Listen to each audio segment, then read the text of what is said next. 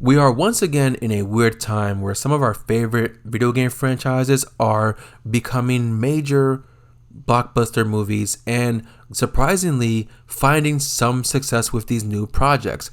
Considering some of the disasters we've had in our dark past, such as the original Super Mario Bros. Movies and all of the terrible Resident Evil movies, it is quite surprising that this new era of video game movies are finding some success, such as the newer Mario Brothers movies by Illumination, and even my least favorite video game character of all time, Sonic the Hedgehog, which does have some pretty good movies.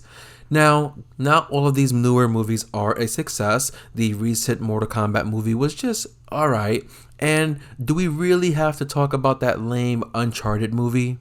Now, we are also in a time where a streaming service is pretty normal and there's so many to choose from. We are now seeing these video game franchises becoming streaming series.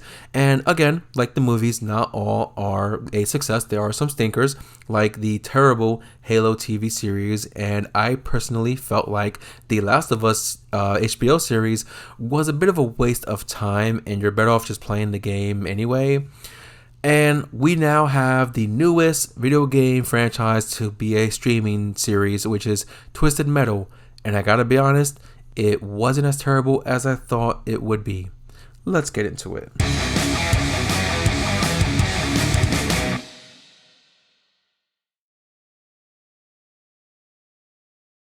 Now, with the Twisted Metal series, they are doing things a bit different compared to the video games. And just to be safe, here is your spoiler warning. Now, this version of the Twisted Metal world is in kind of like a post-apocalypse world where machines were basically crashing and bombs falling from the sky. Kind of like Terminator, but with a killer clown instead of a steroid-abusing former governor. More on the killer clown later. Now, obviously, the star of this series is Captain America himself. No, not that one. This one, Anthony Mackie. And he plays the role of John Doe, a delivery driver or milkman, as they call it in this series, who has amnesia and has no memory of his past from when he was a little kid. The show has Falcon America take a delivery job from the head of New San Francisco to pick up a package from New Chicago and bring it back to her within 10 days, upon which his reward is a citizenship inside of New San Francisco. This world basically has people on the outside of these rebuilt cities kind of living in the wild, trying to survive the chaos. And they have people who are citizens inside these massive cities that are protected by walls. And that's basically what John Doe wants to accomplish, to be a citizen inside. Now, the role of the leader of New San Francisco is played by the Ghostface survivor, Neve Campbell. While on his journey, he runs into and eventually teams up with the character Quiet, who is played by the fantastic Stephanie Beatrice. Now, the series does have its cringe moments, but I felt as the show went on, the cringe got less and less here and there, and you can almost easily clear this show very quickly. I finished it in one sitting on the day it released, and it's almost impossible for me to just sit there for a long period of time and do one activity. I get bored pretty easily. Now, the show does also throw in a little bit of a love story between John Doe and Quiet, and it was okay, slightly cliche.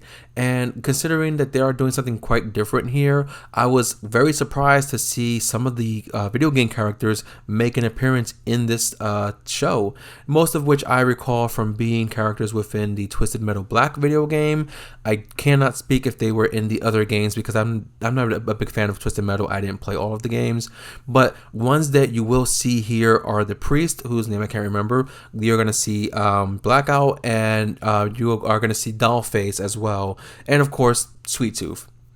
Now, in terms of Sweet Tooth, I never got to see Samoa Joe perform in the ring, so having him perform the movements and the body of Sweet Tooth was pretty good here. As for his vocals, well, I can't say anything about Samoa Joe's vocals for Sweet Tooth because he didn't voice Sweet Tooth. Instead, it was voiced by this fucker. And you do get a decent look at the twisted mind of Sweet Tooth and his past and what led him to the current place in life that he is in this show, how he got to be who he is in today's world. And the series does also try to throw in some comedy as much as possible, including with Sweet Tooth. Sweet Tooth does have some pretty funny and entertaining moments. And it does kind of work here sometimes, and then other times just felt like they were maybe trying too hard. Overall, though, you will have a pretty interesting experience as long as you can kind of accept the idea that there is a bit of cringe, a bit of love, a lot of humor, and a lot, and I mean a lot, of violent killing, which is what everyone loves, right? By the end of the show, I was actually interested in knowing what they're going to be doing for the season 2 that they will be planning, because they do leave it on a cliffhanger, and it does look like season 2 will focus more on the tournament from the video games, which is hosted by Calypso, a character who, spoiler here, we don't see in the show. You just hear him speak towards the end of the series. And they also do give you a glimpse at some of the other video game characters who are potentially going to make an appearance within season 2. Now, if you have a weekend where you don't really have a lot going on, not much to do, I say give this show a watch, especially if, like me, you're going into the show with very, very low expectations. It may pay off for you. It may work out. And it is pretty interesting to see the world they are building here, as well as where they can take it going forward. And I don't know if there's any plans to revive the video game series, even though those games were not that great in my opinion. But I cannot wait to see what is going to happen with these characters in the next season, what other characters can we expect to see, and how long are they planning to make this show go on? Is it going to be 2 seasons only? Are they going to try to make it for 3, 5 seasons? Hopefully no more than 3 or 5, honestly. But like I said, it wasn't as bad as I thought it was going to be. Just have a weekend, watch it. You could take it 1 day, 2 days, whatever. You may find something interesting about the show. Maybe. That's my review for Twisted Metal series on Peacock. Thank you for watching this video. Don't forget to hit the like, comment, subscribe, all those buttons. And I'll catch you guys on the next one. Peace.